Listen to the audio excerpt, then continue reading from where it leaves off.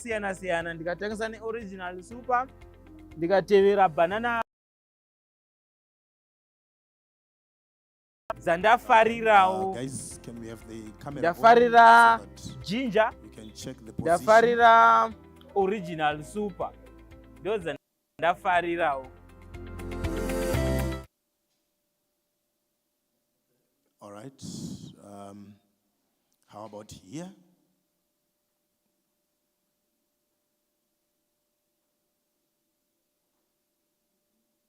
Am I at the center? And this thing is adjustable, isn't it? Okay. All right. All right. And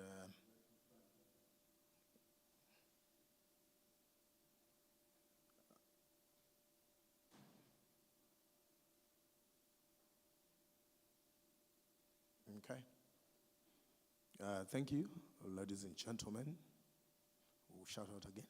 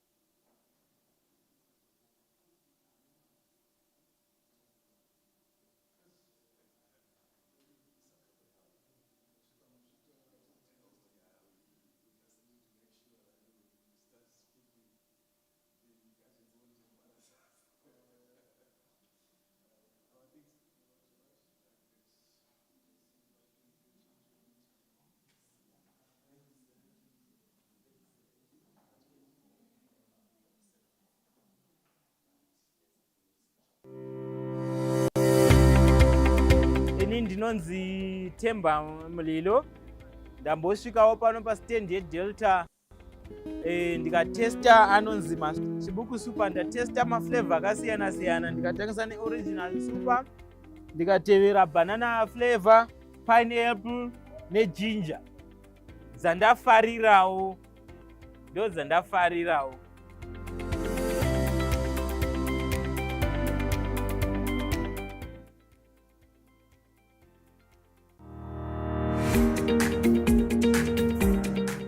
I'm Wanele Ndlovu from Hamilton High School Media Club. I'm here at ZITF with Delta Beverages So I want to discourage underage drinking. Guys, let's not drink before the age of 18. Let us wait for our time.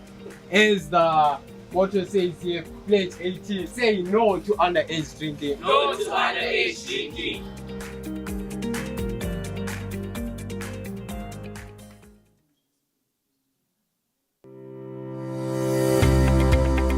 Ini ndinonzi Themba Mulilo, ndambosvikawo pano pasitendi yeDelta ndikatesta anonzi Chibuku Super, ndatesta maflavor akasiyana siyana, ndikatangisa neoriginal super, ndikatevera banana flavor, pineapple neginger.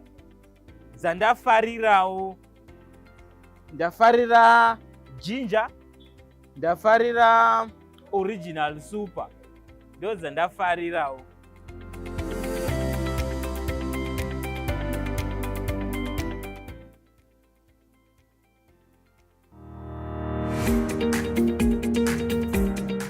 I'm Gwanele Nshovu from Hamilton High School Media Club. I'm here at ZITF with Delta Beverages. So I want to discourage underage drinking. Guys, let's not drink before the age of 18. Let us wait for our time. As the motto says here, pledge 18, say no to underage drinking. No to underage drinking.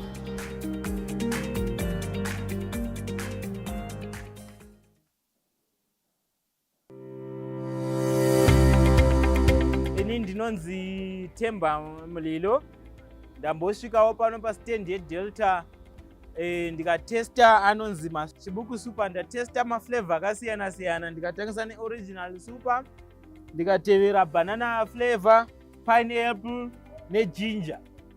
Zandafarirawo, ndafarira ginger, ndafarira original super, ndo zandafarirawo.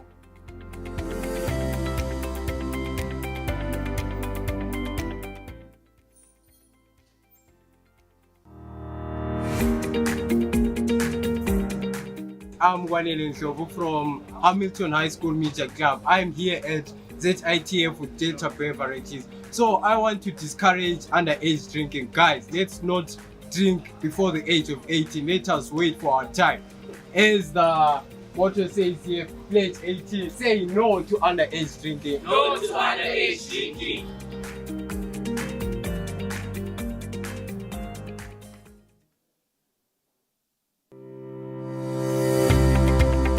Ini ndinonzi Themba Mulilo, ndambosvikawo pano pasitendi yeDelta ndikatesta anonzi Chibuku Super, ndatesta maflavor akasiyana siyana, ndikatangisa neoriginal super, ndikatevera banana flavor, pineapple neginger. Zandafarirawo, ndafarira ginger, ndafarira original super, ndo zandafarirawo.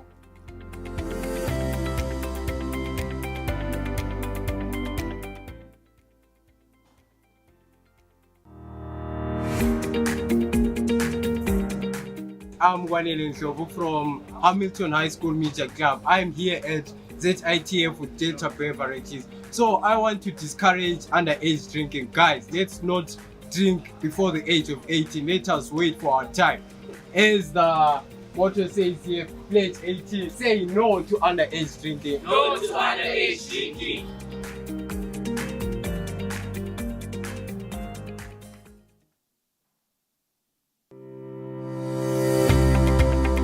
Ini ndinonzi Themba Mulilo, ndambosvikawo pano pasitendi yeDelta ndikatesta anonzi Chibuku Super, ndatesta maflavor akasiyana siyana, ndikatangisa neoriginal super, ndikatevera banana flavor, pineapple neginger. Zandafarirawo, ndafarira ginger, ndafarira original super, ndo zandafarirawo.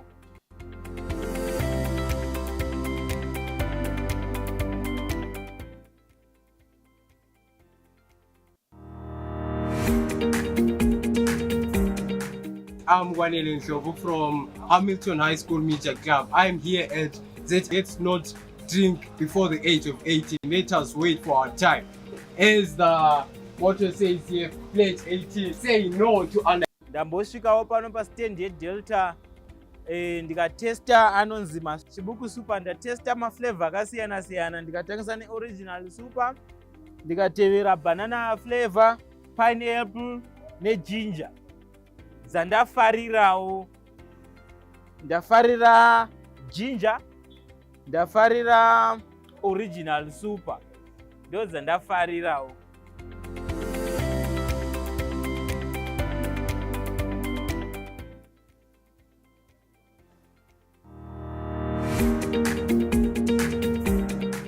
I'm Wanele Ndlovu from Hamilton High School Media Club. I'm here at ZITF with Delta Beverages. So I want to discourage underage drinking. Guys, let's not drink before the age of 18. Let us wait for our time. As the motto says here, pledge 18, say no to underage drinking. No to underage drinking.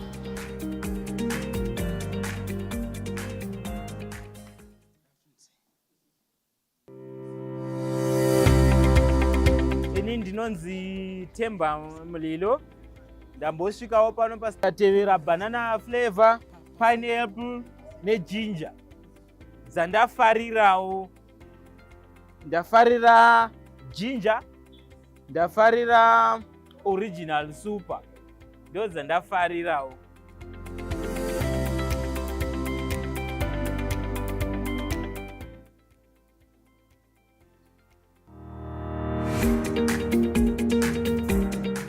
I'm Wanele Ndlovu from Hamilton High School Media Club. I'm here at ZITF with Delta Beverages. So I want to discourage underage drinking. Guys, let's not drink before the age of 18. Let us wait for our time. As the motto says here, pledge 18, say no to underage drinking. No to underage drinking.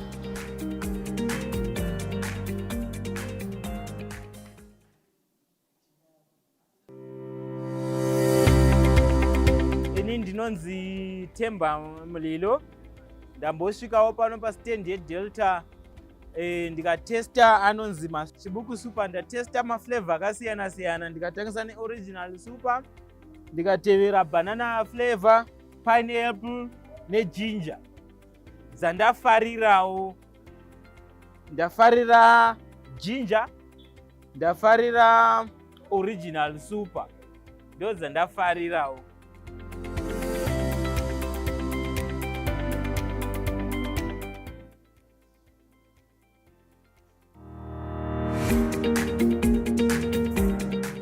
I'm Wanele Ndlovu from Hamilton High School Media Club. I'm here at ZITF with Delta Beverages. So I want to discourage underage drinking. Guys, let's not drink before the age of 18. Let us wait for our time.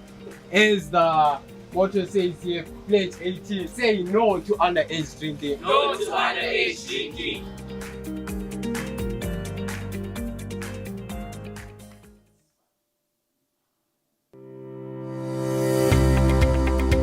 Ndinonzi Temba Mulilo, ndambosvikawo pano pastendi yedelta ndikatesta anonzi chibuku super. Ndatesta maflavor akasiyana siyana, ndikatangisa neoriginal super, ndikatevera banana flavor, pineapple neginger.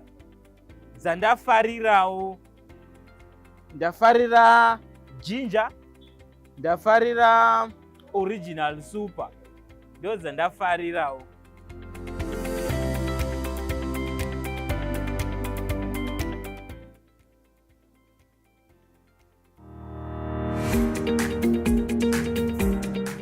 I'm Wanele Ndlovu from Hamilton High School Media Club. I'm here at ZITF with Delta Beverages. So I want to discourage underage drinking. Guys, let's not drink before the age of 18. Let us wait for our time.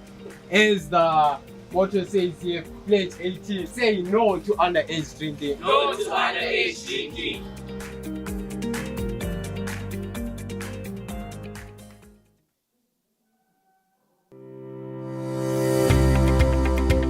Ndinonzi Temba Mulilo, ndambosvikawo pano pastendi yedelta ndikatesta anonzi chibuku super. Ndatesta maflavor akasiyana siyana, ndikatangisa neoriginal super, ndikatevera banana flavor, pineapple neginger. Dzandafarirawo, ndafarira ginger, ndafarira original super, ndo dzandafarirawo.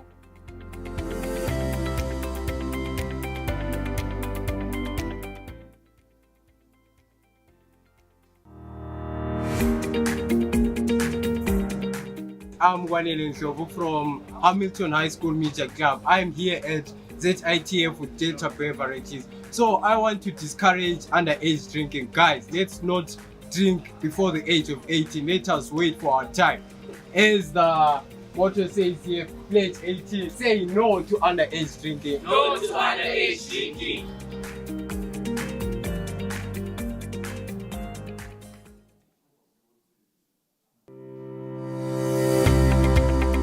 Ini ndinonzi Temba Mulilo, ndambosvikawo pano pastand yeDelta ndikatesta anonzi Chibuku Super, ndatesta maflavor akasiyana siyana, ndikatangisa neoriginal super, ndikatevera banana flavor, pineapple neginger. Dzandafarirawo, ndafarira ginger, ndafarira original super, ndo dzandafarirawo.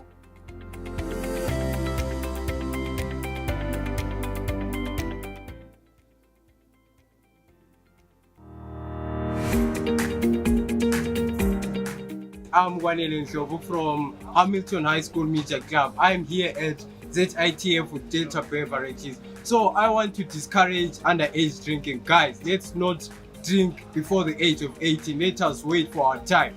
As the motto says here, pledge 18, say no to underage drinking. No to underage drinking.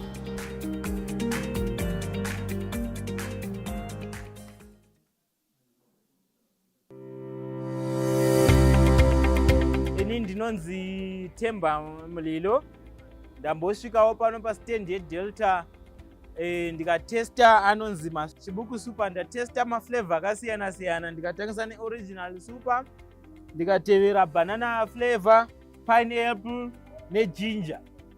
Dzandafarirawo, ndafarira ginger, ndafarira original super, ndo dzandafarirawo.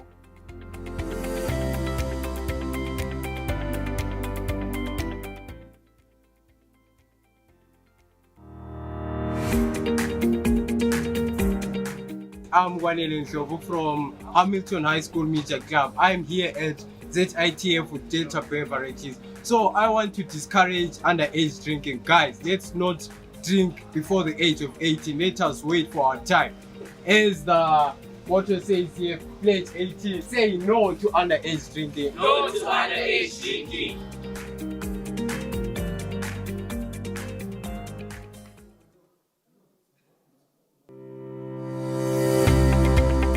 Ini ndinonzi Temba Mulilo, ndambosvikawo pano pastand yeDelta ndikatesta anonzi Chibuku Super, ndatesta maflavor akasiyana siyana, ndikatangisa neoriginal super, ndikatevera banana flavor, pineapple neginger. Dzandafarirawo, ndafarira ginger, ndafarira original super, ndo dzandafarirawo.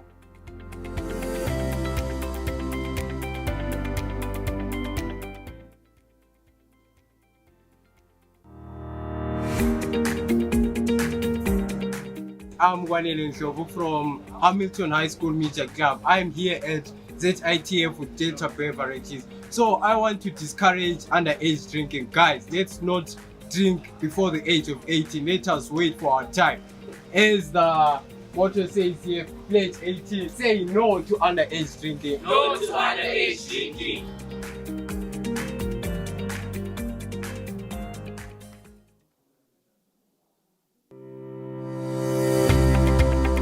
Ini ndinonzi Temba Mulilo, ndambosvikawo pano pastand yeDelta ndikatesta anonzi Chibuku Super, ndatesta maflavor akasiyana siyana, ndikatangisa neoriginal super, ndikatevera banana flavor, pineapple neginger. Dzandafarirawo, ndafarira ginger, ndafarira original super, ndo dzandafarirawo.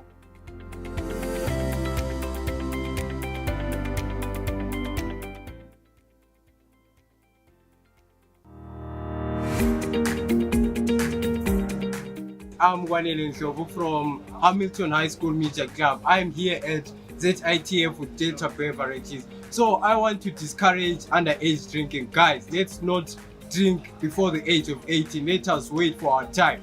As the motto says here, pledge 18, say no to underage drinking. No to underage drinking.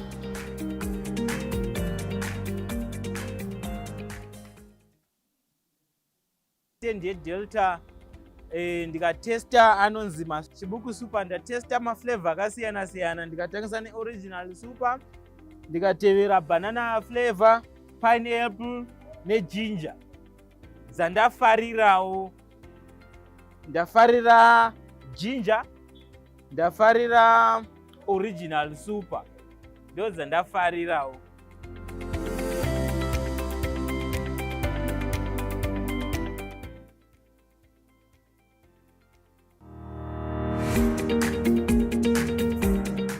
I'm Gwanele Ndlovu from Hamilton High School Media Club. I'm here at ZITF with Delta Beverages. So I want to discourage underage drinking. Guys, let's not drink before the age of 18. Let us wait for our time. As the motto says here, pledge 18, say no to underage drinking. No to underage drinking.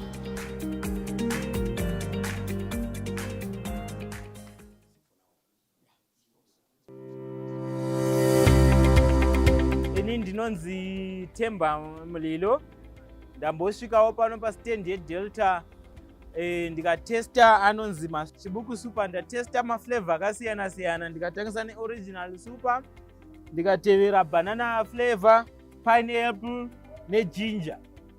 Zandafarirawo, ndafarira ginger, ndafarira original super, ndo zandafarirawo.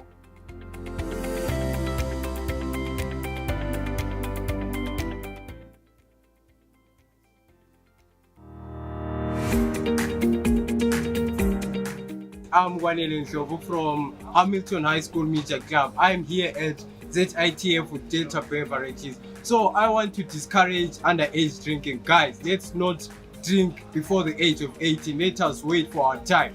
As the motto says here, pledge 18, say no to underage drinking. No to underage drinking.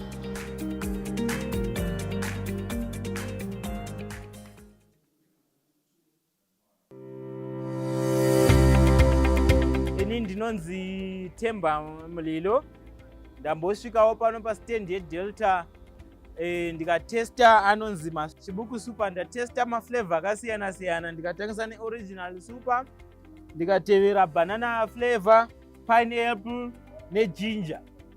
Zandafarirawo, ndafarira ginger, ndafarira original super, ndo zandafarirawo.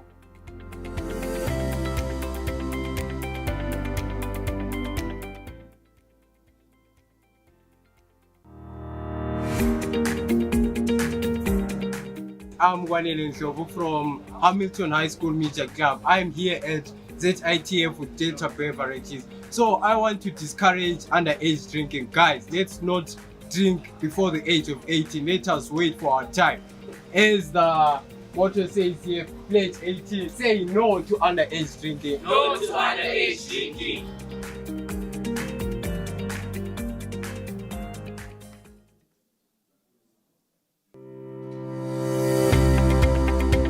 Ndinonzi Temba Mulilo, ndambosvikawo pano pastand yeDelta ndikatesta anonzima chibuku super, ndatesta maflavor akasiyana siyana, ndikatangisa neoriginal super, ndikatevera banana flavor, pineapple neginger. Zandafarirawo, ndafarira ginger, ndafarira original super, ndo zandafarirawo.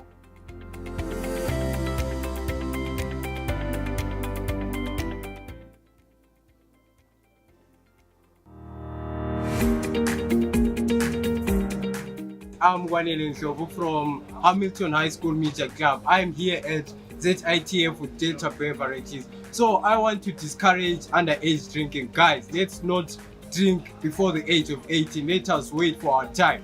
As the motto says here, pledge 18, say no to underage drinking. No to underage drinking.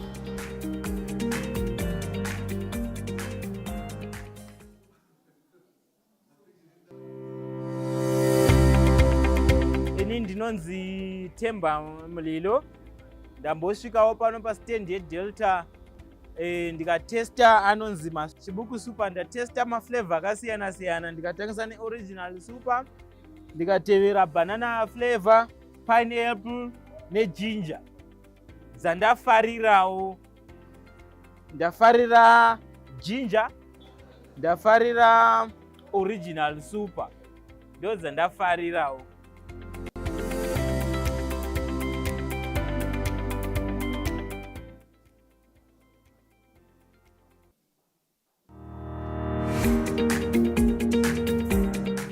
I'm Analyst from Hamilton High School Media Club. I'm here at ZITF with Delta Beverages. So I want to discourage underage drinking. Guys, let's not drink before the age of 18. Let us wait for our time. As the motto says here, pledge 18, say no to underage drinking. No to underage drinking.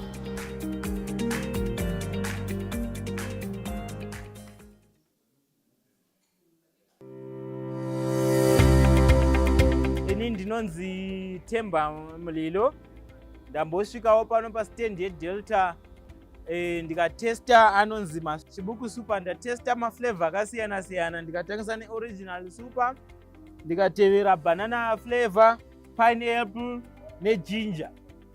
Dzandafarirawo, ndafarira ginger, ndafarira original super, ndo dzandafarirawo.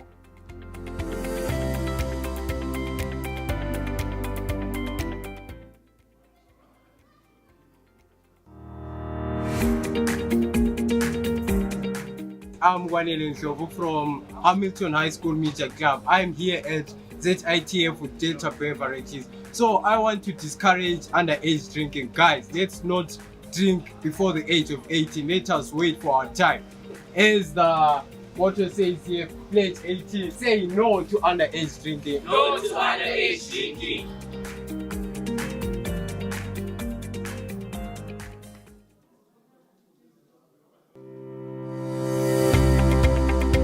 ini ndinonzi Temba Mulilo, ndambosvikawo pano pasitendi yedelta ndikatesta anonzi chibuku super, ndatesta maflavor akasiyana siyana, ndikatangisa neoriginal super, ndikatevera banana flavor, pineapple neginger.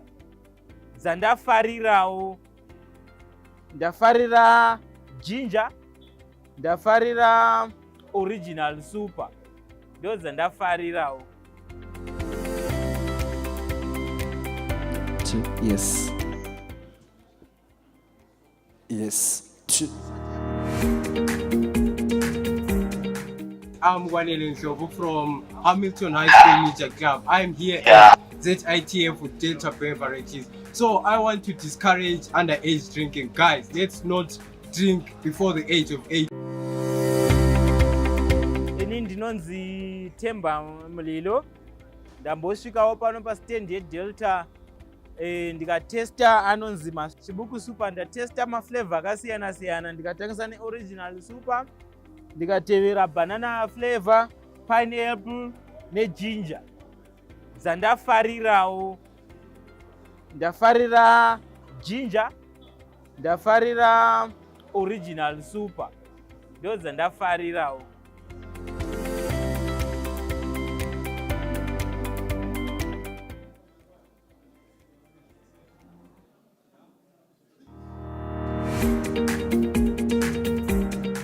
I'm Analyst from Hamilton High School Media Club. I'm here at ZITF with Delta Beverages. So I want to discourage underage drinking. Guys, let's not drink before the age of 18. Let us wait for our time.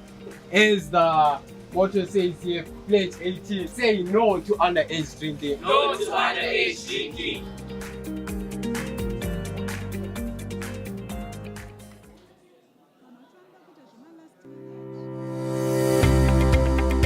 ini ndinonzi Temba Mulilo ndambosvikawo pano pastand yeDelta ndikatesta anonzi Chibuku Super, ndatesta maflavor akasiyana siyana, ndikatangisa neoriginal super, ndikatevera banana flavor, pineapple neginger. Zandafarirawo ndafarira ginger, ndafarira original super, ndo zandafarirawo.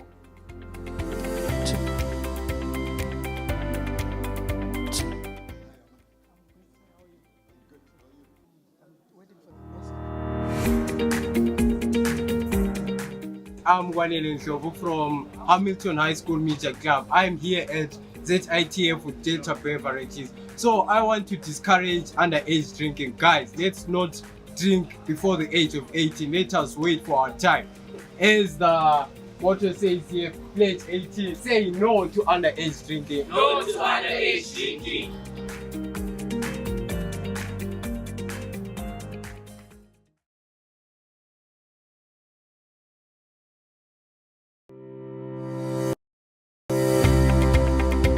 Ndinonzi Temba Mulilo ndambosvikawo pano pastand yeDelta ndikatesta anonzi Chibuku Super, ndatesta maflavor akasiyana siyana, ndikatangisa neoriginal super, ndikatevera banana flavor, pineapple neginger. Zandafarirawo ndafarira ginger, ndafarira original super, ndo zandafarirawo.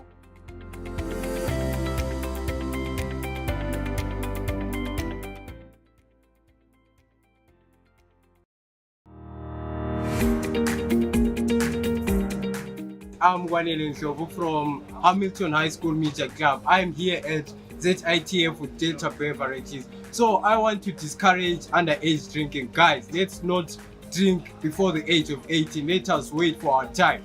As the motto says here, pledge 18, say no to underage drinking. No to underage drinking.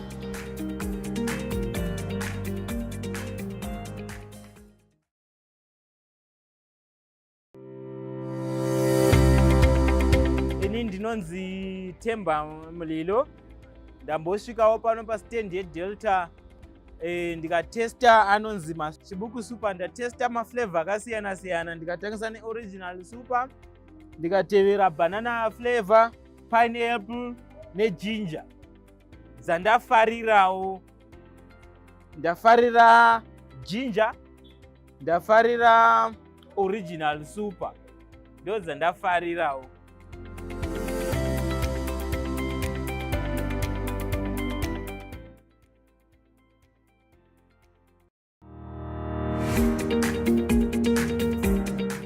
I'm Gwanele Nshovu from Hamilton High School Media Club. I'm here at ZITF with Delta Beverages. So I want to discourage underage drinking. Guys, let's not drink before the age of 18. Let us wait for our time. As the motto says here, pledge 18, say no to underage drinking. No to underage drinking.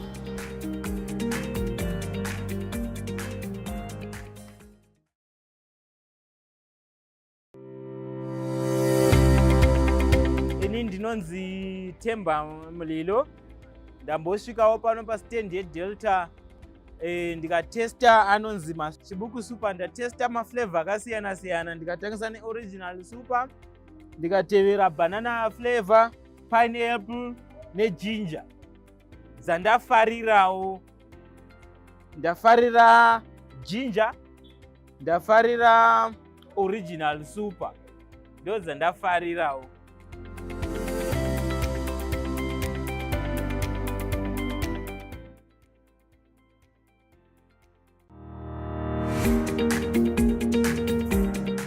I'm Gwanele Nshovu from Hamilton High School Media Club. I'm here at ZITF with Delta Beverages. So I want to discourage underage drinking. Guys, let's not drink before the age of 18. Let us wait for our time. As the motto says here, pledge 18, say no to underage drinking. No to underage drinking.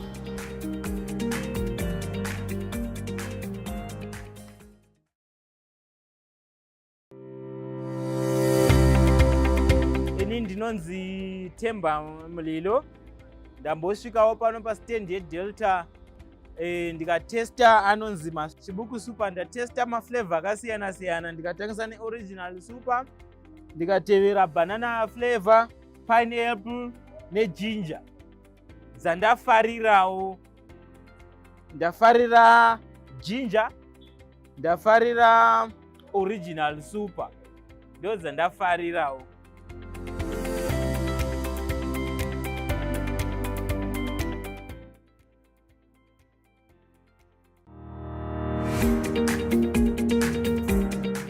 I'm Wanele Ndlovu from Hamilton High School Media Club. I'm here at ZITF with Delta Beverages. So I want to discourage underage drinking. Guys, let's not drink before the age of 18. Let us wait for our time. As the motto says here, pledge 18, say no to underage drinking. No to underage drinking.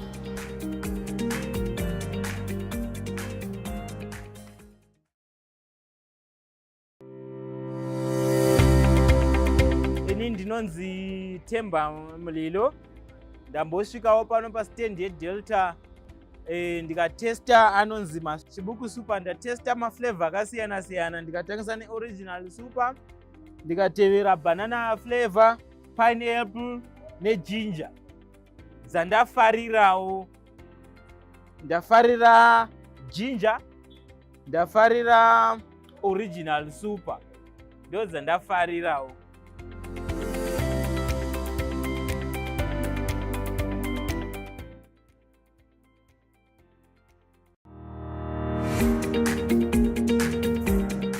I'm Wanele Ndlovu from Hamilton High School Media Club. I'm here at ZITF with Delta Beverages. So I want to discourage underage drinking. Guys, let's not drink before the age of 18. Let us wait for our time.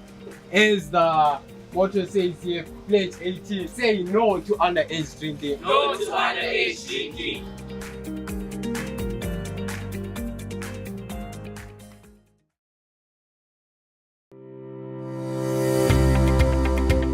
Ndinonzi Temba Mulilo. Ndambosvikawo pano pastand yeDelta ndikatesta anonzi Chibuku Super. Ndatesta maflavor akasiyana siyana, ndikatangisa neoriginal super, ndikatevera banana flavor, pineapple neginger. Dzandafarirawo, ndafarira ginger, ndafarira original super, ndo dzandafarirawo.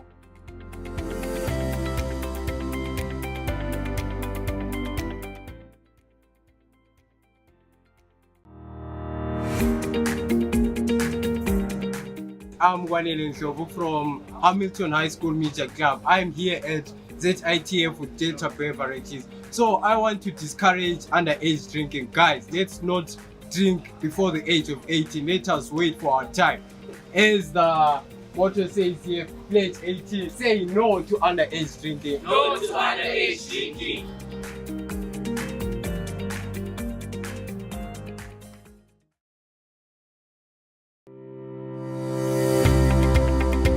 Ndinonzi Temba Mulilo.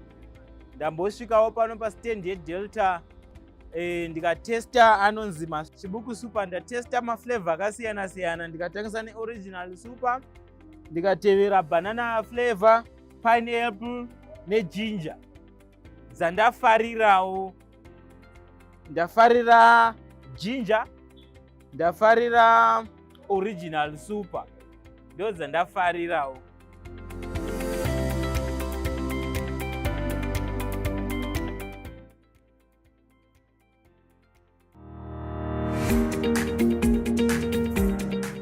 I'm Wanele Ndlovu from Hamilton High School Media Club. I'm here at ZITF with Delta Beverages. So I want to discourage underage drinking. Guys, let's not drink before the age of 18. Let us wait for our time.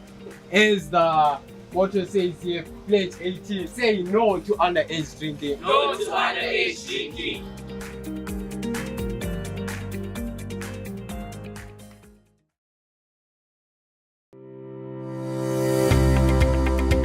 Ndinonzi Temba Mulilo. Ndambosvikawo pano pastand yeDelta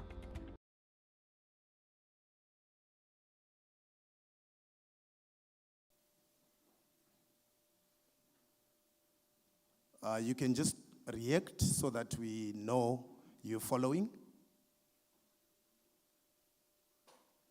You can even raise up your hand. Yeah. Can hear you, Robert. Thank you very much. Good afternoon. Sorry, guys. We normally start on time and with the equipment that works, but such is life. Without wasting much more time, must come through. Good afternoon, colleagues. Thank you for coming to our analyst briefing to hear our story. As always, I'll give you a brief synopsis of our operating environment, and Alex will come through and tell you all about what it means when it all comes together in numbers. And hopefully we can have a question and answer session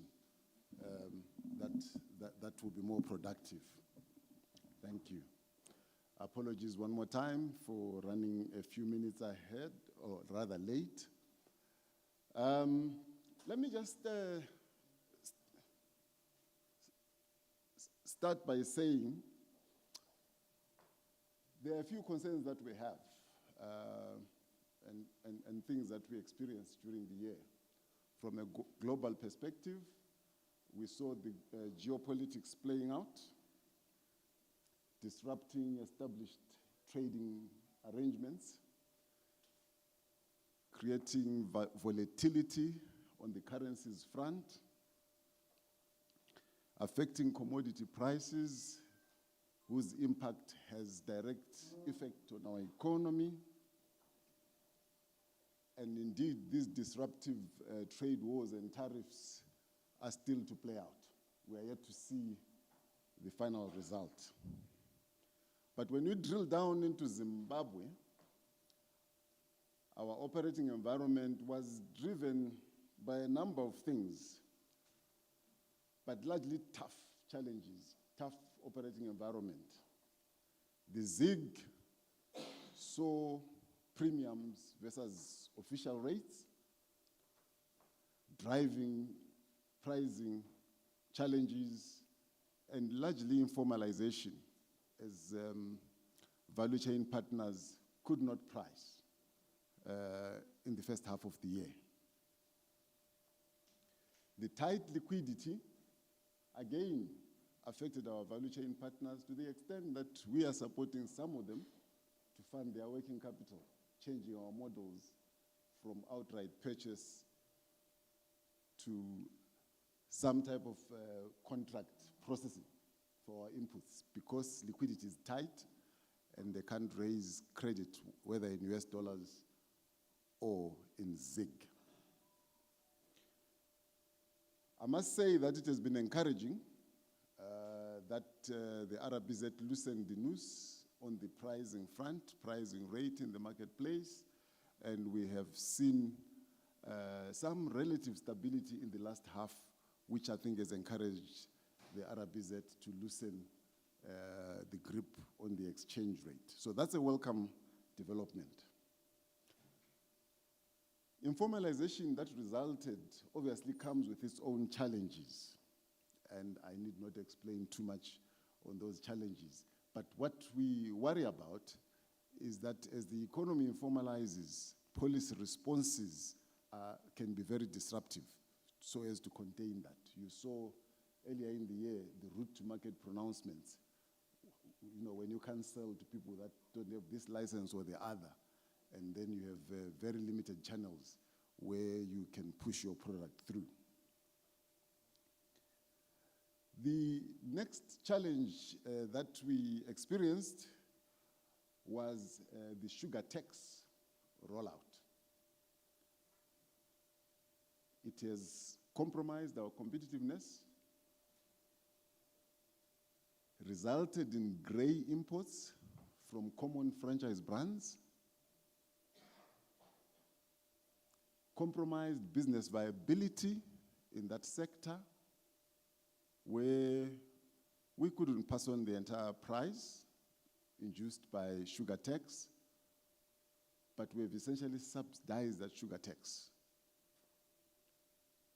That obviously compromises business viability, and if left unchecked, could result in job losses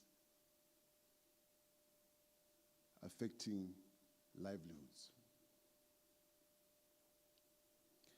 The road infrastructure is the next challenge that we worry about. It affects your turnaround times, your distribution costs, whether in time, tires, and things like that. And ultimately, it's affecting lives because you do lose people on the roads. And certainly, recently, we have seen our own experiences where our own driver had a misfortune of actually dying on the road.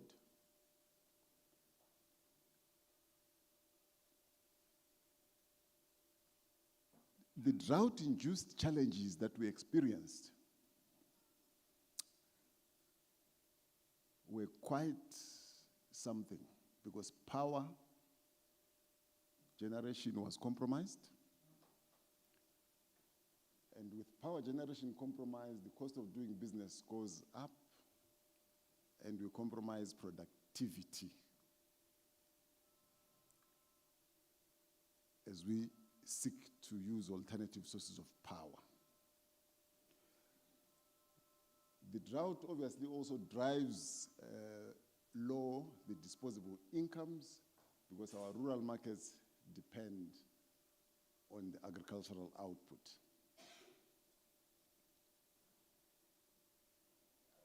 So food sufficiency and input scarcity were driven by the drought impact. We have seen in the last year a lot of corporate failures. This elevates your counterparty risk because these counterparties are largely on the last leg to the consumer for us, wholesale and retail. It results in restricted product distribution because you've got to now be very careful on your credit control. And the ZIMRA initiative to control product across the borders did somewhat help these value chain partners and local production. But obviously it's not enough.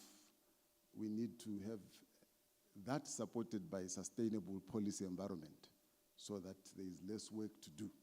And I hope that we will get there. If I move over to South Africa, there is a lot of bickering in the GNU, but it's holding. And there is continued positive sentiment because of that. The rand has been fairly stable, and disposable incomes continue to be stressed in that market, with a very high dependence on the social grants by the majority of the people.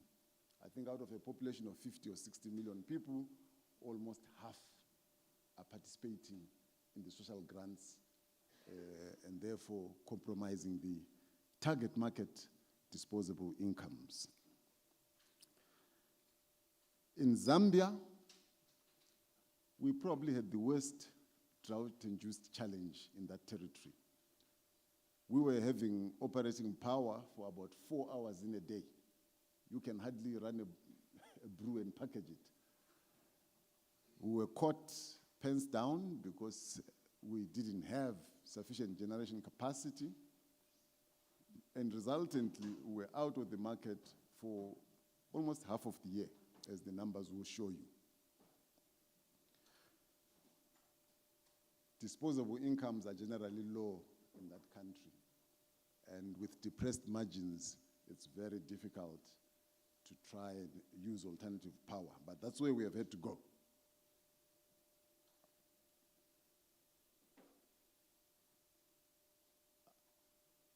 I think our hope as we go into the future is that the gold prices that we are seeing will sustain and hold, because it encourages disposable income in our environment. The somewhat better agricultural season that we are coming out of should drive disposable income up, and resultantly, volumes must go up. In Zambia, the increased copper demand hopefully will liquefy the market and result in some monetary and fiscal policies that can also encourage consumption. Now, overall, I want to say the Zim businesses are firing okay under the circumstances. Foreign subsidiaries need a lot more work before we can get to destination. And I'll drill into each one of these as we go.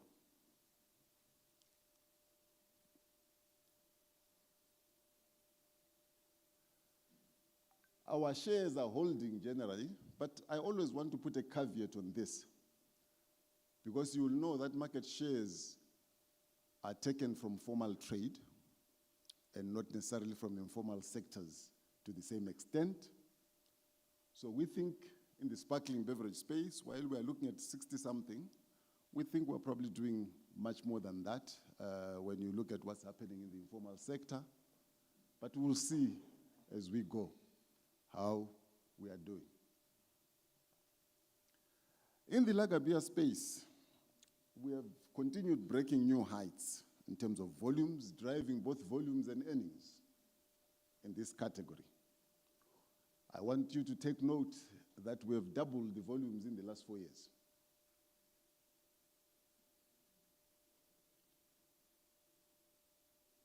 And largely, the returnable glass bottle is our main pack.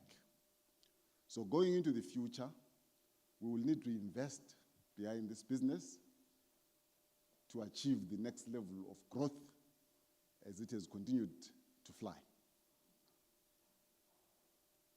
We will also be moving volume largely to swing it to premium packs and premium brands. That's where the opportunity lies. As you can see, when you look around in the marketplace, you are seeing the lack of premium products sometimes being replaced by imported premium brands. When we have our premium brands available, we somehow mitigate the incidence of those premium products in some outlets. The sorghum beer business, the first half saw us not performing so well in this category. We have recovered in the second half and resulted in a 1% growth overall for the year. This is a category that has attracted competition in the last couple of years, and more has come in this year, and largely copying the super formulations in the carbonated pasteurized offering. We think that more might yet come, both as long-established and new players. But we are pleased that we have managed to grow in spite of competition, meaning that the category is growing if we are not trading volume. There's been drought-induced cost pressures here as inputs or materials have gone more expensive, probably 20-25% more expensive than we anticipated versus last year. And so margin pressures have been there, and our ability to price while we retain consumers in our franchise has been compromised.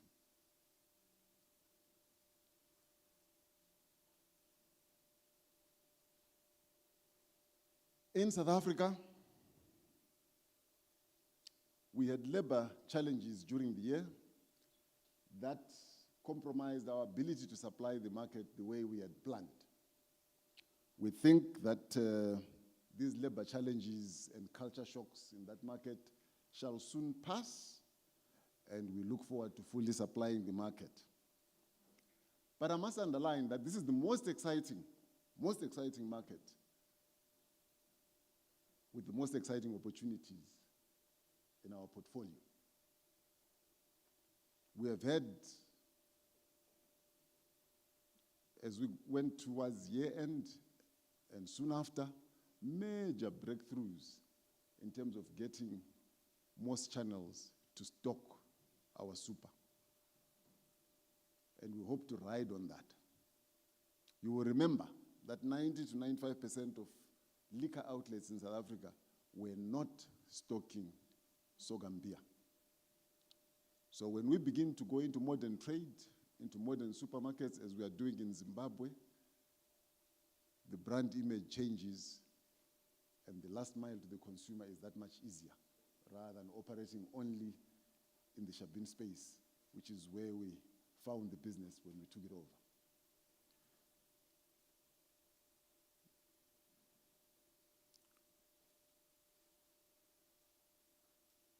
I've already mentioned Zambia, the disruption of this momentum, largely from power.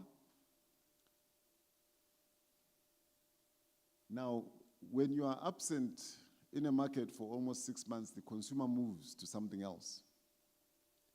We are really having to do a relaunch in this market because we have been absent that way.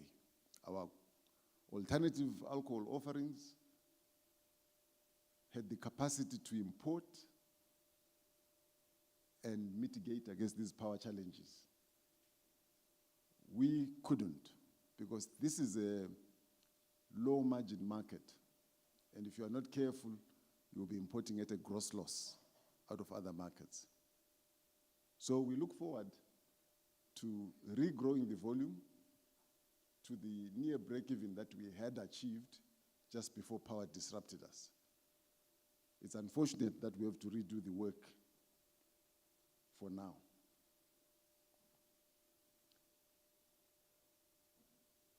Operating margins, like I said, are very, very thin in this business. In the sparkling beverage arena, the sugar tax challenges have had their toll in this business. You will remember that we held price, subsidized the consumer, re-engineered our packaging, and post that activity, we've also had a lot of promotional activity to make sure that the consumers remain in our franchise. The bottom line is that we need to accelerate our engagements with government so that this category is not affected the way it is being affected. When we re-engineered our packs, some of our major packs, it was a volume decline per serve of almost 12%. Meaning to achieve this recovery of minus 4% in total in the last half, you sell more physical cases but less hectoliters. So there's a lot more work that you have to do to achieve the same volume, because you are asking somebody to drink 440 mils at a time versus 500. And that is what this business has suffered from. But we have supported it, albeit at reducing returns and unsustainable. I think in the long term, again, we need to continue to engage with government and see whether we'll get a response, as indeed the dilutables did.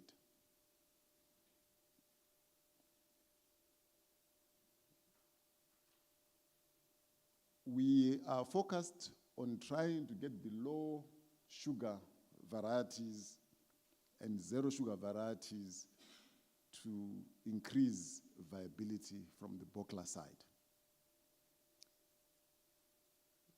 While reputable beverage players will have the right sweeteners, I'm not sure whether we are able as a country to control the sweeteners that are coming in, that are being used in the second-tier beverages as we go. We could actually be heading for a problem unless this is controlled. In the Maheu space, we were running with Ades Shumba Maheu. We've dropped the Ades, we have relaunched the Shumba Maheu, relaunched and refined the liquids. And this category is exciting at the moment because it has responded so well to the launch of the new liquid that we think that in the coming year, we will see very exciting volumes. The growth that you are seeing there was largely driven from the time of relaunch. As you can see there, we are back on the various colors and various presentations by brand compared to where we were before. And we're excited that our teams have done very well in this category. At AFTIS, which I believe you're on the paper today, right? Yeah. You would have seen these results already. You can see growth across their categories, spirits to ciders. We're encouraged that not only are they growing on what portfolios they had all along, but they are also being driven by PEC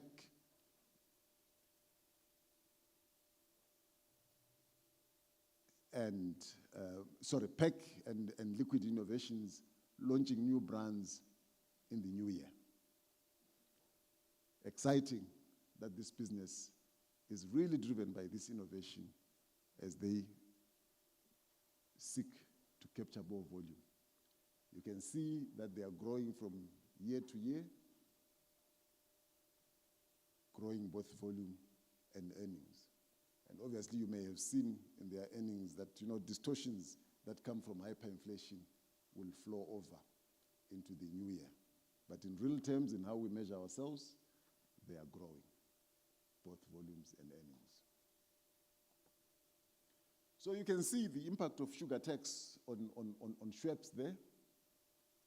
F24 where it was, where it has closed in F25, and the recovery was largely in the last couple of months after the sugar tax was reduced, because the grey imports were overrunning that business, and they couldn't afford to subsidize the consumer anymore.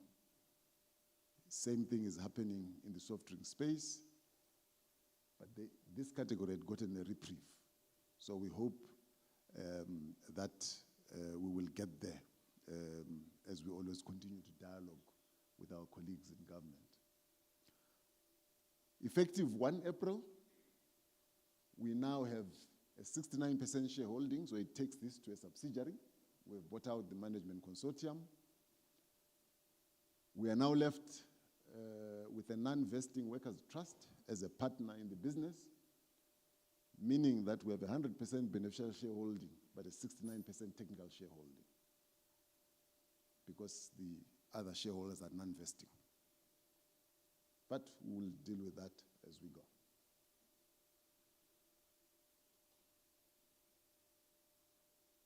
Nampak, fortunes were not great.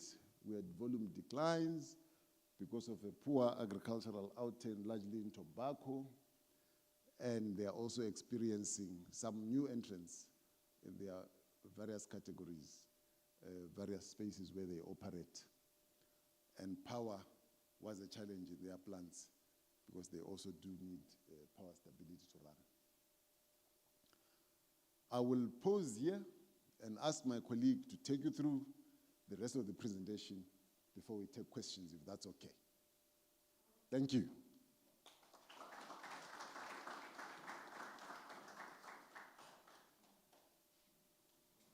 Good afternoon. Before I talk to the numbers, I just wanted to pause and give some context to the numbers and what they mean. Obviously, last year we had a set of financials that was both inflation adjusted, converted to US dollars for the half year, and a change of functional currency in the second half. So that is the context of the comparatives that we'll see. And in those comparatives, because we're operating in a hyperinflationary environment, I think as you go into 2023, 2024, our inflation was very high. Our exchange rate was moving fast before the introduction of the ZIG in the second half, in April 2024. So those comparatives, like we said last year, we need to be very careful in terms of how we read them, because they are a mishmash of different fundamentals. They were holding gains significant in some of our businesses, like your treatment of excise, do reflect, in some cases, your movements in currencies all the time. Once again, to reiterate, the F24 financials were qualified or modified on the issues of the treatment in respect of IS21, of using estimated exchange rates. In the current year, we do seem to agree with our auditors. There is no qualification relating to the current year.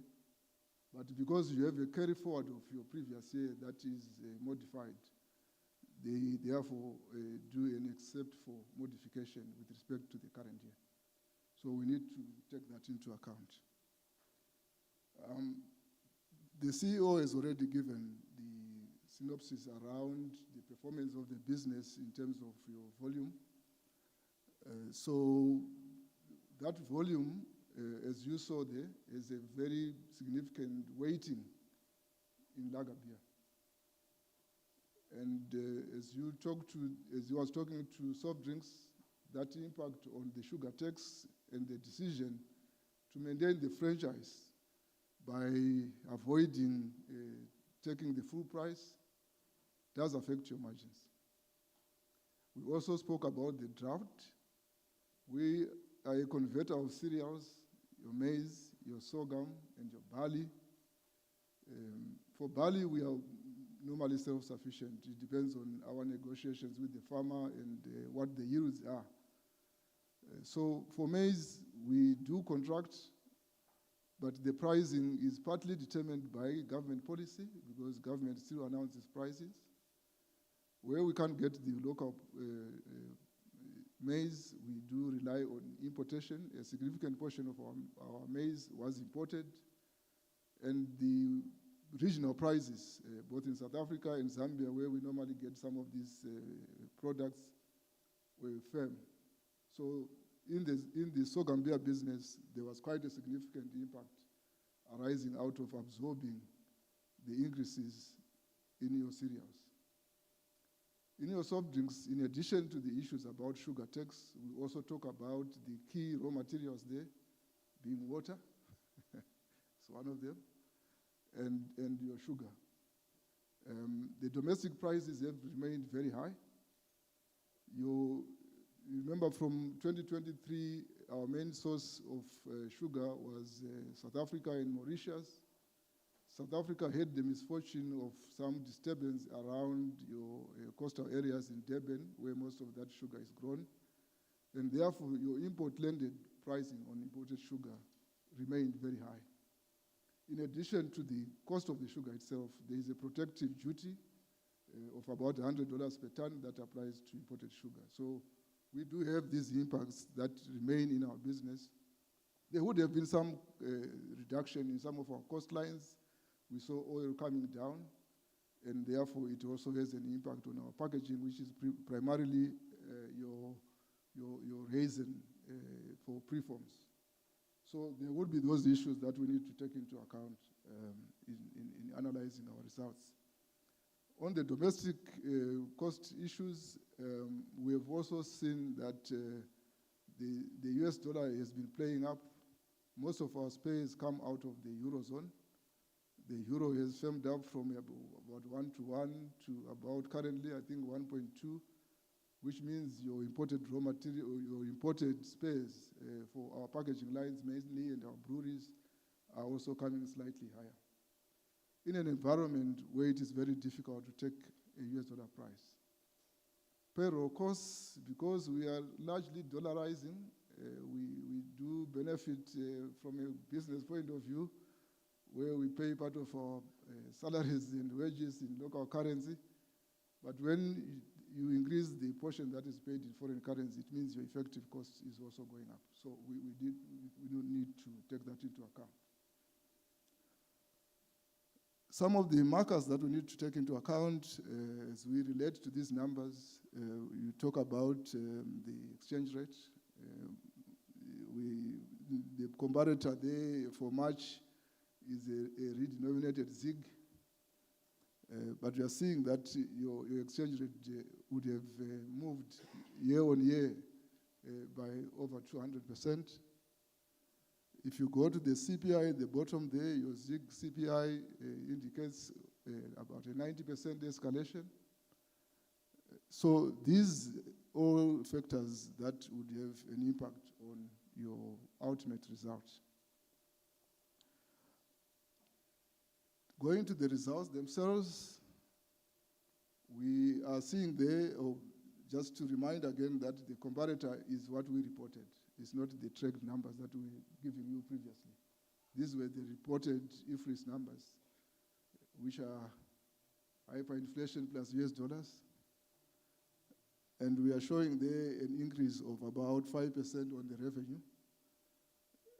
For you to grow that revenue the way it is, it takes into account in the current year, the increases in your sugar prices or in your soft drink prices arising out of the sugar tax.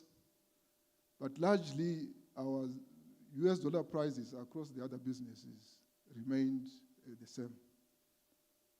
Your Chibuku and your lager beer prices in US dollars did not move. We talked to some of the issues that would have affected, particularly in our domestic businesses. Those route to market policies that the CEO was talking about resulted in you channeling most of your volume through your wholesale channel. And our pricing arrangement with the wholesale channel is that we give them a discount for them to sell at the same price that our driver would have sold to our retail partners.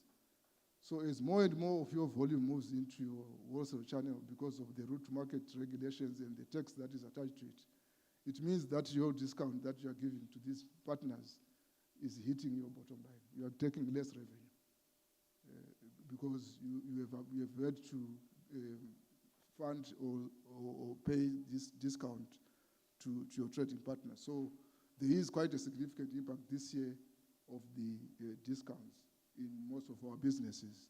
That's why we highlight the issue about the route to market tax and the controls that were being put in, because they are trying to make you avoid going to deal with your bottle stores, who are also classified as informal.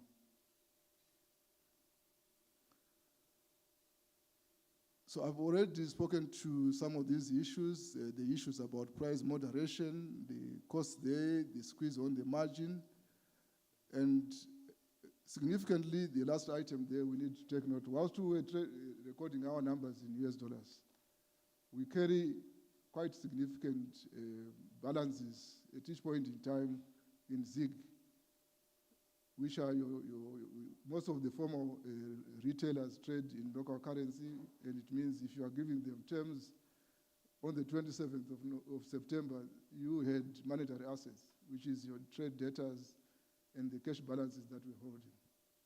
You will see there in your finance costs that there's a significant amount of, significant figure of the impact of exchange losses. One would expect exchange gains that way, but with the devaluation, you suffered an exchange loss. So I've already given these issues, so we find that the operating income there is static compared to prior year. The sugar tax that we spoke about in total for our financial year is 21 million. If you add our sparkling business and our Schweppes businesses is quite significant. And this is a cost that probably half of it was absorbed by the business. And you take into account the issues that were spoken about of where there were cost pressures in the business. There is also the impact of the two regional businesses. We continue to make losses in those businesses. We were almost before the problems that we had in Zambia, moving towards what we believed was the break-even. But the challenges that we had from about from about August, I think, last year, failing to supply the market resulted in us going back to quite significant losses in that business. In total, you probably, each one of those businesses would incur losses of about 4 to 5 million in a year. That is quite significant as a drag on our businesses. So those of us that follow us in Zambia, we are listed, so you can be able to analyze those numbers in detail if you so wish. Just the numbers there in terms of your EPS and what we are going to give back to the shareholder. Yes, we show that EPS of about 8.8 or 8.65, depending on which one you choose. In our tracked numbers last year, we did speak about the actual figures last year of about 9.3. We believe those numbers were probably correct because you had these significant holding gains and exchange and your play on excise, which are quite significant in each period, particularly where there is this distortion about exchange rate. We pay most of our excise and our sugar tax in local currency, paid on the 20th of the month following. So between the date that you book out the goods and they are sold out and you receive the money, you would have some kind of benefit in that line. So the 9.3 that we were showing as tracked numbers in the prior year could still be correct. So what we are showing there is that this year we've had some kind of normalization of our earnings and resulting at that 8.79 at basic earnings. We declared an interim dividend of 1 cent, and we are moving the final one to 2.3, so that the overall dividend for the year is about 10% up on the previous year. We believe we should be able to fund that. I know there's always the view that how can we be paying dividend with 73 million owing to government in terms of the assessed taxes. We've always said if that amount becomes payable, we think that we have a conversation to make sure that whatever arrangements on payment are not damaging on the business. We believe we have reasonable colleagues at Zimra that will understand that whatever they do should sustain the business.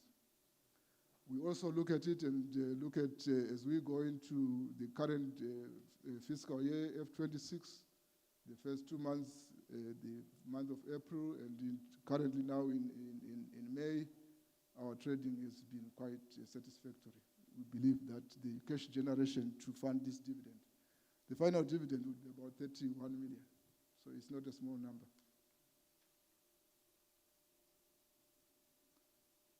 There's always interest to say what is happening with our share movements. We do that reconciliation where your weighted average there moves from about 1.3 million or billion shares to 1.317, arising out of the share options that were exercised and a very small buyback that we had during the year.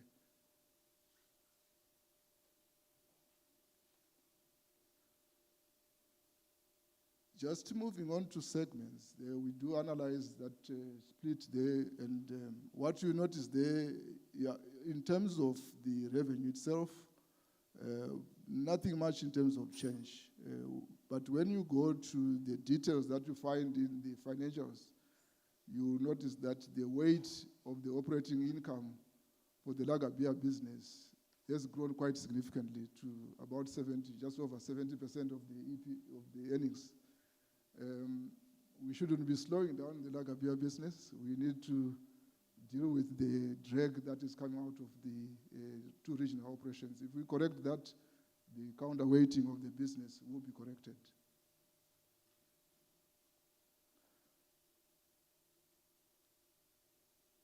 Just going on to the tax issue, not much change since our last discussion in November.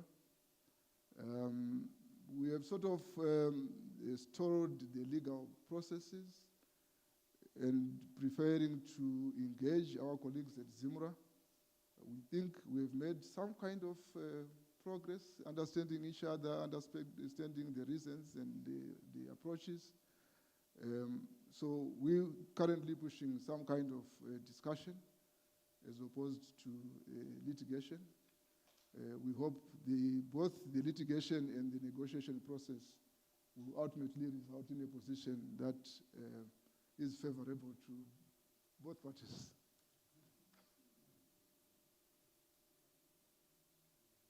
I did speak to that issue of the sugar tax. So in the financials there, you see that total 21 million affecting both Schweppes and our soft drink business. And the CEO has spoken to the issues of what we are doing to mitigate on that tax position. Okay, those are the financials. I'll probably spare you coming back because there isn't much to talk to as we discuss the coming year. The context for 2026 really remains largely the same. Our view of the environment is that it's more of the same. We are likely to see significant changes in how we manage the exchange rate.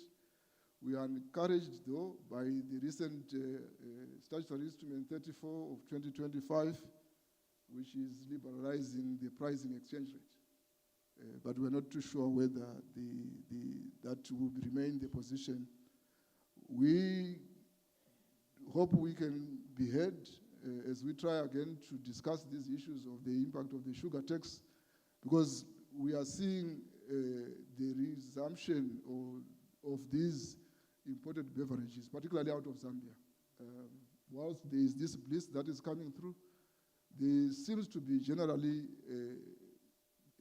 products coming through the Zambian border seem to have the correct source which allows them to access your SADC or COMESA protocols, and increasingly we get products that are imported legally, still landing very competitive coming out of Zambia. So the issues about the cost differentials and the levels of the sugar tax across to benchmark it to other countries remain pertinent. The source of our consumer spending, we don't think it is going to change. We have seen the rally in the gold price, but in the last week or so, I understand it has come off from the peak of 3,500 to about 3.2. But that will help to counterweight the sort of soft other metal prices, platinum, palladium, and all those other minerals that are important to Zimbabwe. We hope that the diaspora remittances remain what they are to sustain families, and therefore our ability to access the market and to access that retail spend will remain largely what we are seeing currently. And we are encouraged from that analysis, like I indicated, that we saw a quite reasonable Easter period in April, and therefore we believe that there is still quite some sizable spend in the market. The things that we want to keep track and watch is these global events, global developments, particularly coming out of President Trump and his executive orders, their impact on trading and tariffs, because ultimately they will sift to us. It doesn't necessarily mean that we have a favorable trading arrangement with the Americas. If South Africa is on a higher duty of things that are being imported from the States, it means that we will be buying out of South Africa, which now has a higher cost and will ultimately impact on our business. We have seen a very soft US dollar in the last few weeks, and like I indicated, there's been quite some significant movement on our key trading currencies, where we import our key materials like the euro and the pound, including the rand, which had gone to about 19.5 coming back to just above 18. Those kinds of developments do impact on the business. We are encouraged by the agricultural outturn this year.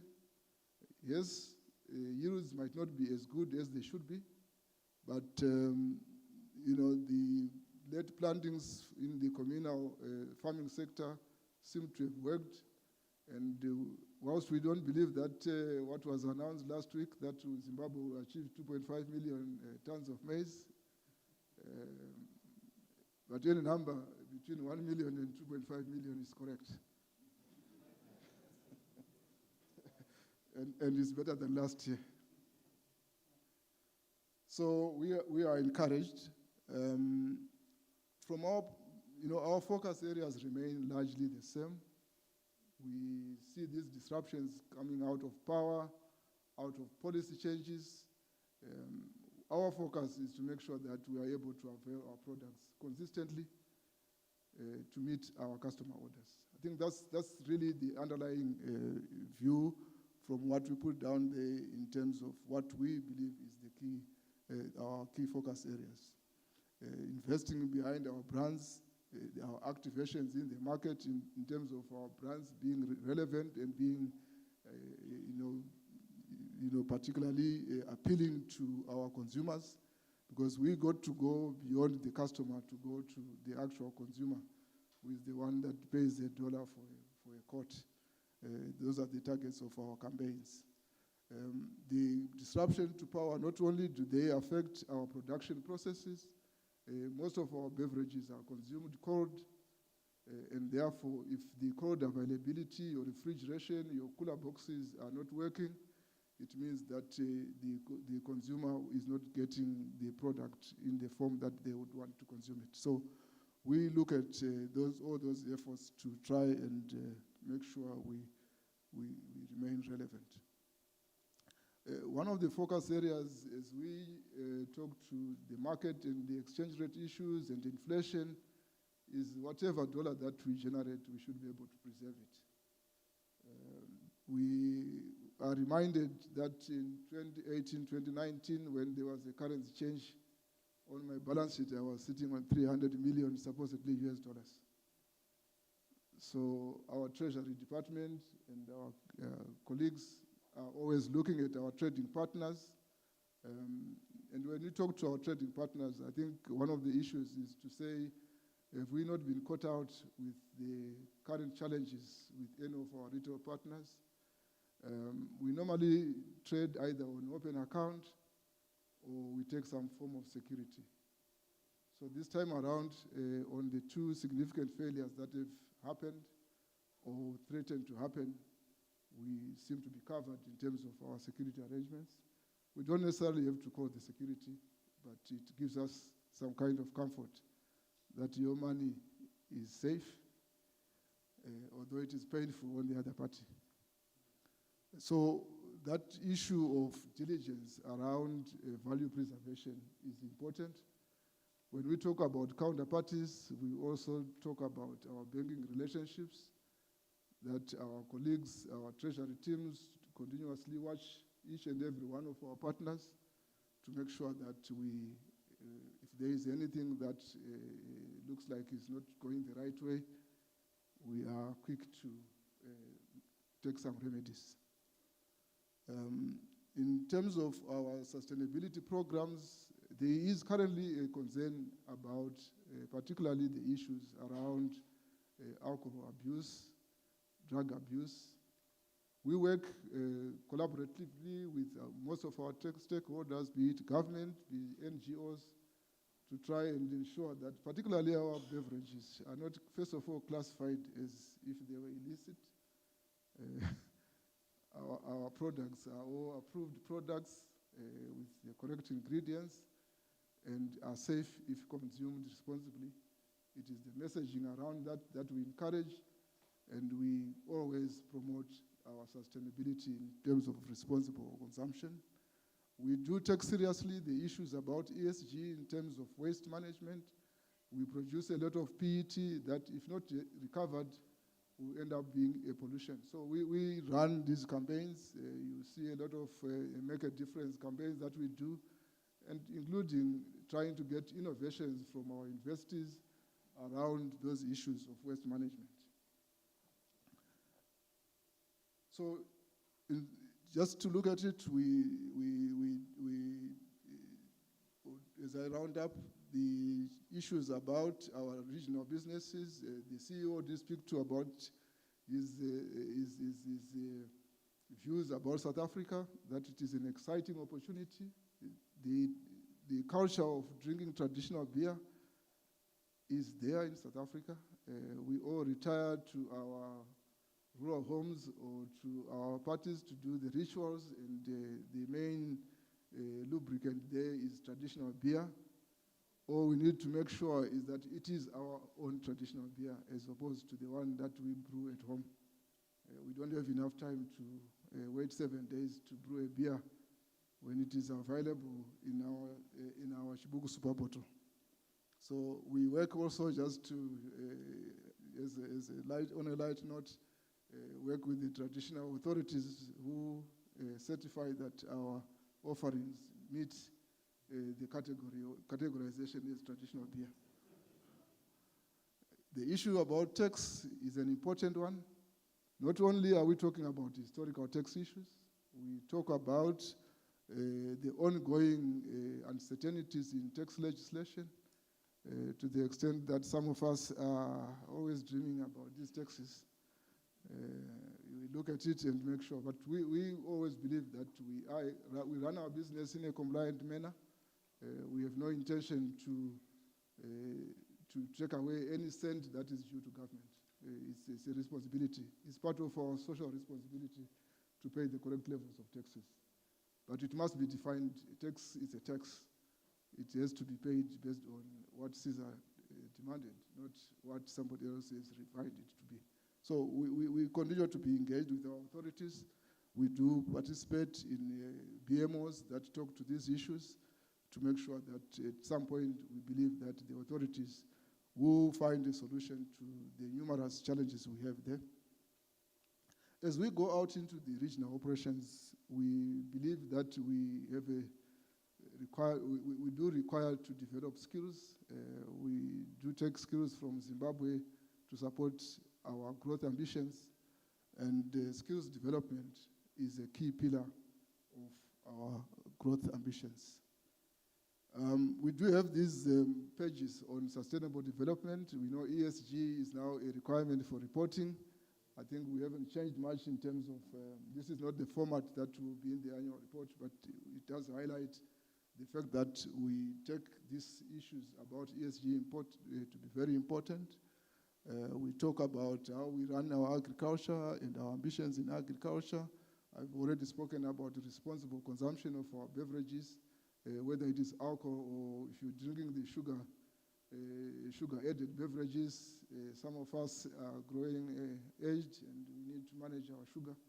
So we take these issues seriously in terms of providing alternatives where people need to enjoy our beverages.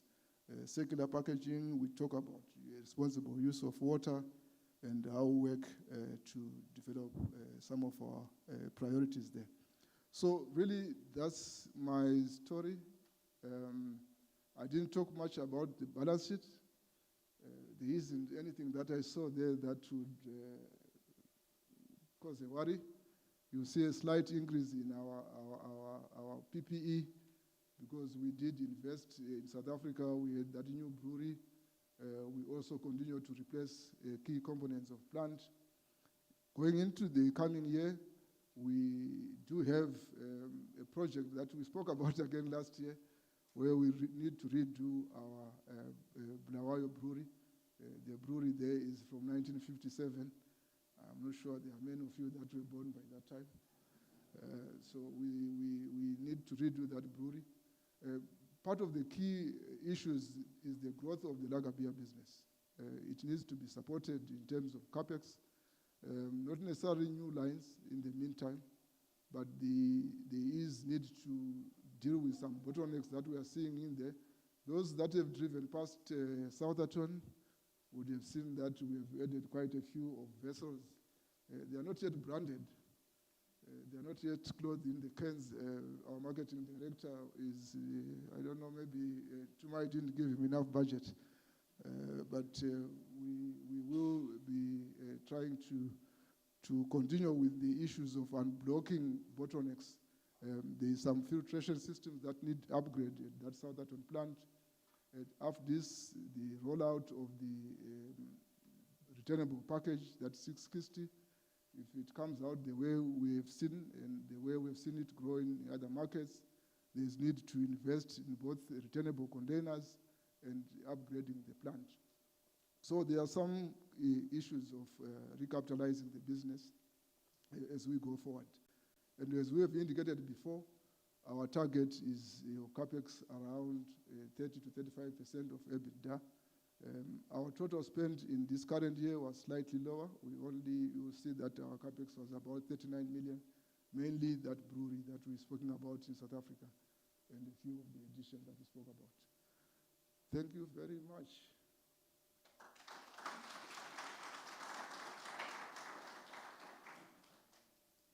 So, The story has been told. We're happy to take questions.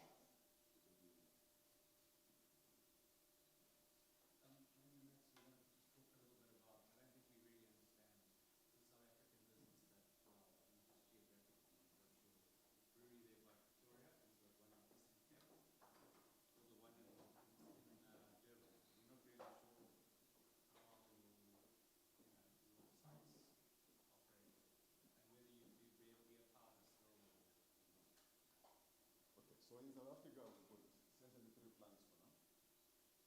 The one in Pelinda, the other in Tlokwe, and the other in Eastern Cape. The Eastern Cape we sustained after we took over the business. Just a moment. Okay.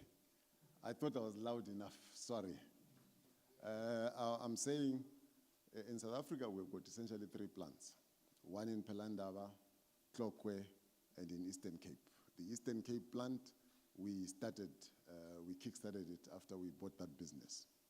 But we only have one super plant that we have commissioned in Pelinda in supplying the market countrywide. We do hope that when we get the right balancing between TAB, which is traditional African beer, as we know it, and Chibugu Super, when that balance is right, we suspect that if we are winning, we'll have to roll out some more plants throughout the country. And it would not make sense not to have a plant in KwaZulu-Natal because it's a high consumption area. But we must win first, then we'll commit.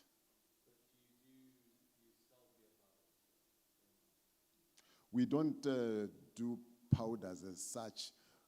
We have powder formulations.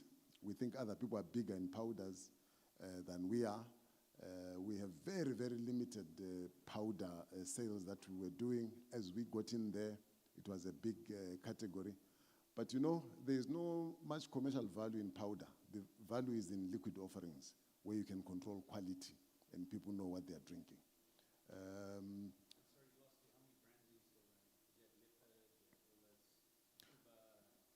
All the brands that were there still exist, but obviously we are de-emphasizing them. There are some that you might not know about, Victor and all sorts of things. It was all regional brands in the then time. Chibuku was largely known in the Eastern Cape, Ijuba, in KwaZulu-Natal, and so on. So each region had its own brand. As we develop new products, we are trying to downplay some of those regional brands, but accepting the sensitivity of the South African situation. People are still very, very proud of their regions, in some instances very proud of their brands. Not really, eh? Only 1 or 2 have variations depending on your ingredients, but largely it's a branding issue.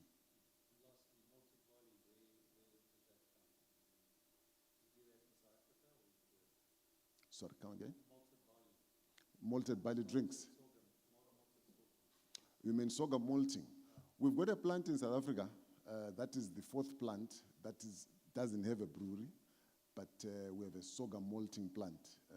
It's called the Sitebe, down in KwaZulu-Natal. Yes. The plant is quite in good, reasonable nick. What we need is to get the volumes right, get the throughput going well. But at the current volumes, it's not running efficiently because we need, malting is a conversion business. It needs throughput to be right. So it has put us in a position where we now have 2 malting plants for sorghum, one in Harare and one in KwaZulu-Natal. And I'm sure we'll optimize on those as we go. The Kwekwe malting plant, which we had, and we always thought we had capacity for exports, as our lager beer business is responding, we are realizing that is probably just going to be good enough for us down the road and nobody else. Thank you.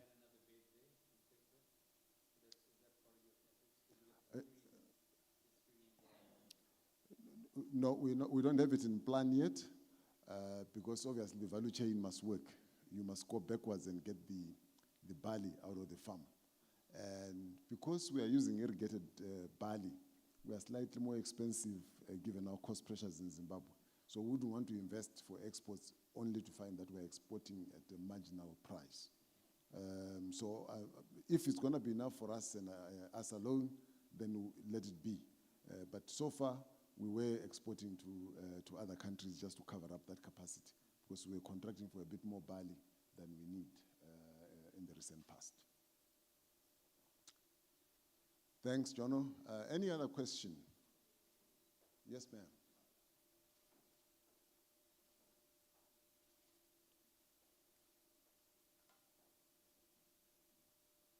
Thank you. Firstly, I think I would like to commend you guys for doing so, especially at the speed of bringing the result to the market. I'm sure you are not only leading in terms of market cap, but in terms of turnaround time when the financial results are prepared. I'm sure that's very commendable given the current changes that happen locally. I think my question is to say, as it is a room of analysts, what's the top line for Schweppes that will be consolidated into the group numbers? What's the average of the past 4 years that we can base on? Okay, so Schweppes is going to be a new challenge. We have to roll up our sleeves to deliver at the bottom line. But in a fair operating environment, if given a good crack, we would think that a figure of between 80 and 100 million at turnover level is something that is achievable. But the operating margins in that category are very, very thin.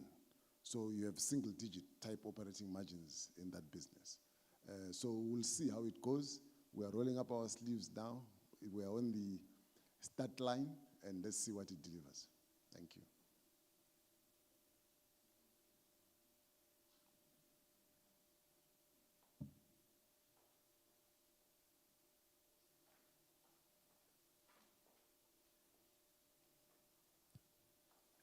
Sorry, we've got a question coming through online.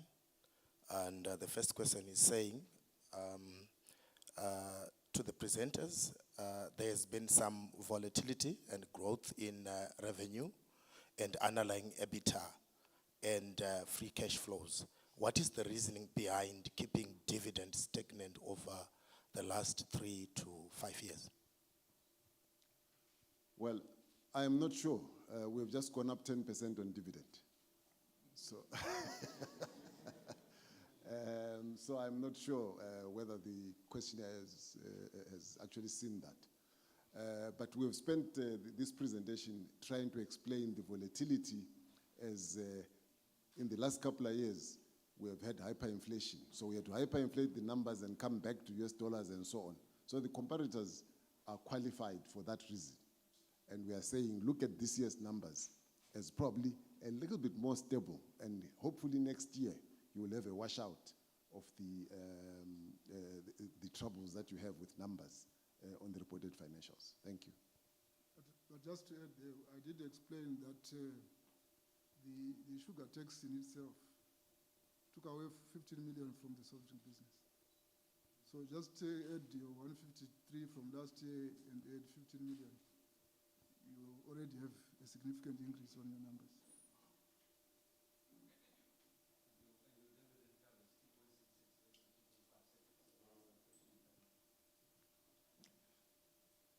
I think we've been fairly consistent on dividend cover.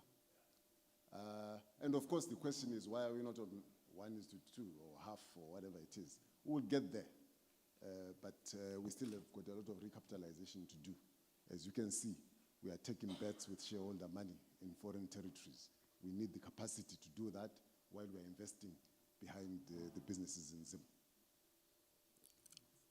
All right, another question, if you don't mind. So a second question there was, is current market valuation or share price a concern for management? Is the long-term strategy to continue financing capital expenditures through internal cash flows and not through the capital markets? The share price is a function of what ZSE is doing. So it's you guys who will drive it. Our fundamentals seem to indicate probably higher in terms of what that effective share price is. But he's asking about issues on funding and our capital structure. When you look at it, on the balance sheet, we do have short-term borrowings. There is no long-term money at the moment. That is priced in a fair manner for you to be able to turn it around. And in a volatile situation like what we have, no one wants to go 3-4 years in terms of funding. Some of the market rates, our bankers are here. When they start off, they started 15-20% in US dollars. Our EBIT margins don't seem to support that kind of capital raise. But we believe that we have not slackened in terms of our commitments to shareholders. So it would be a concern if we were crowding out shareholders and not paying out dividends and supporting the capital growth. So my view is that we largely doing what we need to do in terms of comparing to other businesses operating in much more stable environments. I think what is also important is to look at your cash equivalent profits and say how much of it are we distributing and how much of it are we retaining for capital growth and investing in new opportunities. And I think we have a decent cover at that level. And we're happy that we are pursuing projects that are value accretive using shareholder money. But banks at the moment, I think, are a no-go area for long-term capital. Gentlemen, thanks again for your presentation. I picked up that you mentioned that you're contracting 10,000 hectares of maize into the coming season. Can you give us an indication of the price per tonne that you're going to be paying? The 10,000 hectares of maize is both Zimbabwe and Zambia. Zambia will normally contract for about 24,000 tons to support that business. And in Zimbabwe, the 6,000 or so hectares at about an average of 6 to 6.5 tons per hectare only accounts for 40 to 50% of our requirements. So from a pricing point of view, we use the standard, what the agricultural economists do, the TVR, which is cost plus a margin of 20 to 25. So it depends on the cost structure in each year. So we look at those costs. Our focus on our contracted maize is to optimize on that value chain. So I'm not sure what it will be this year, maybe around 350, 355 for contracted. But we know that government has already announced 379 as the intake price.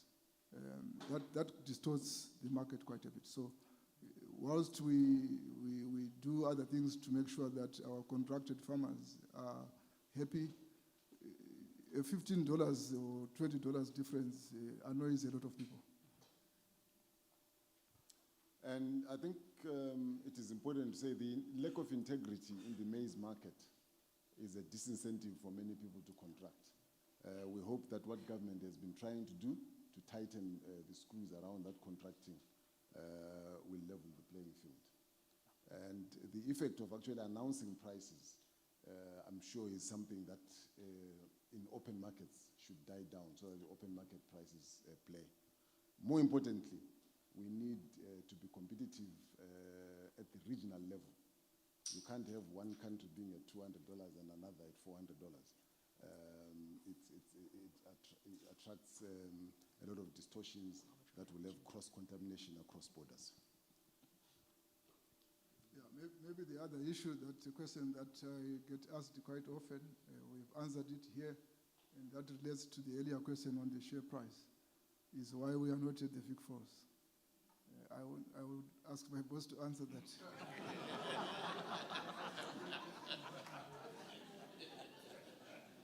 Well, this is called the serious troopers, isn't it? Colleagues, I know that when the Vic Falls Stock Exchange started, many of you were urging us to go there. Our view still remains that we are a local company. We want to be locally relevant. We want to be invested to by the local pension funds who don't necessarily attract US dollars. We want our share to be liquid so that people can trade in and out as they wish. And you can see that the Vic Falls hasn't got much volume. But secondly, if we did move, we think that the ZSC will also be compromised. So you will have two stock exchanges that are compromised.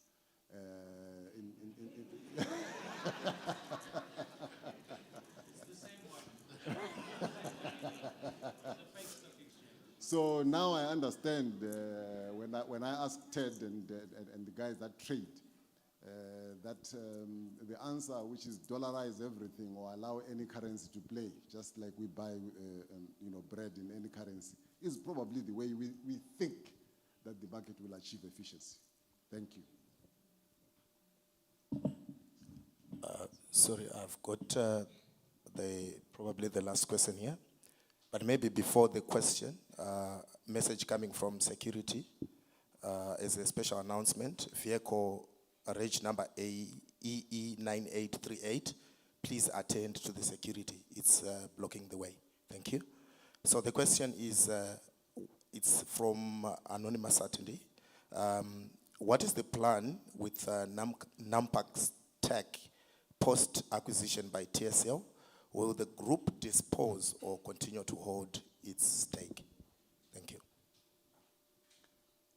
So, many years ago, when we were partners with Nampak, we owned Megapack as a majority shareholder, and we had the rest of the Nampak group as independent, largely.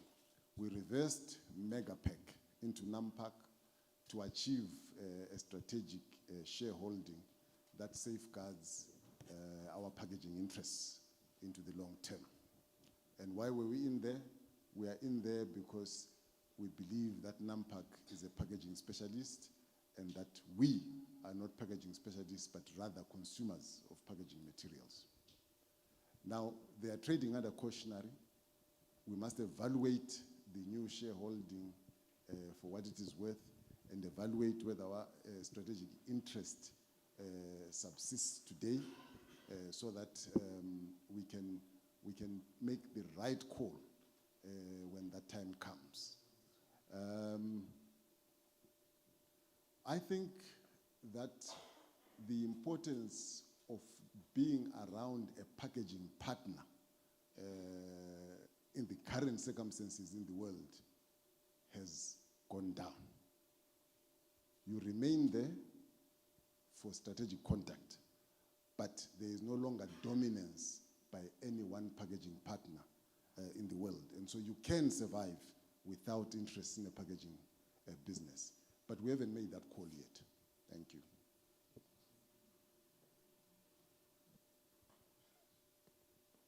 All right. We make beverages.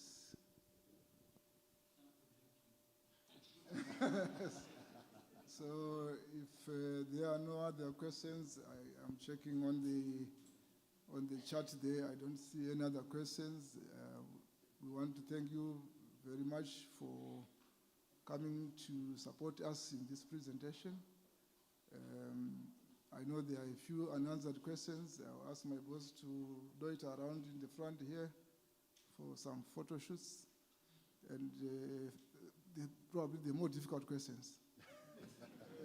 As we get servings of our golden pilsner today, I see there is the Honda's, the 660 is available. And a bit of,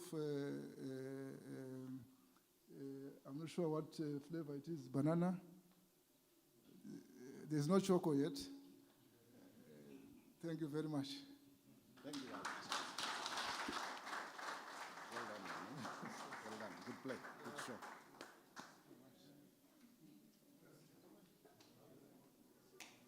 I didn't go through my write-up.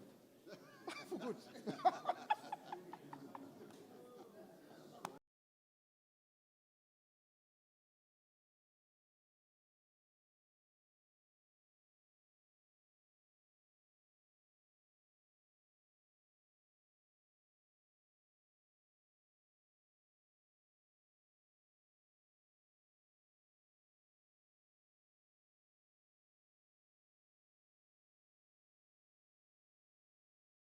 nejinja dzandafarirawo, ndafarira ginger, ndafarira original super, ndo dzandafarirawo.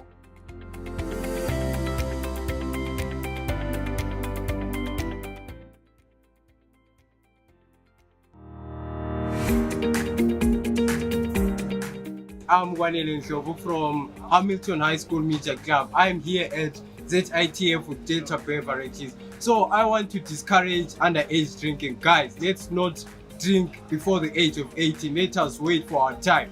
As the motto says here, pledge 18, say no to underage drinking. No to underage drinking.